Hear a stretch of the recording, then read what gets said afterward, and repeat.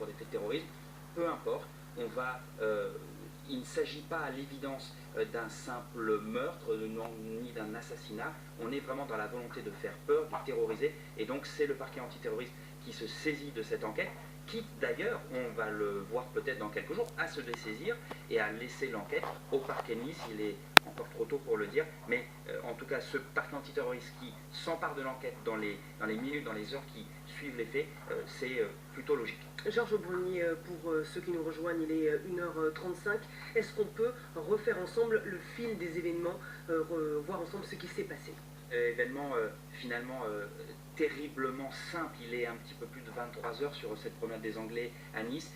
Il y a une foule immense, compacte, qui se rend vers le feu d'artifice de la ville. Il y a donc évidemment des familles, il y a des enfants. Et c'est là qu'un camion va, semble-t-il, foncer évidemment volontairement sur cette foule, sur au total plus d'une centaine de mètres, dans une panique absolument colossale évidemment, d'où ce bilan très lourd, 74 morts, je vous le disais, d'après des médecins qui sont actuellement sur place, on parle de plus d'une centaine de blessés parallèlement. Le conducteur a été abattu par les forces de l'ordre, il est en cours d'identification, il n'y a pas de deuxième suspect, comme on a pu l'entendre au tout début de cette affaire. Voilà, et François Hollande se trouve donc à la cellule de crise, place Beauvau, avec le Premier ministre. Voilà ce que l'on pouvait dire sur cette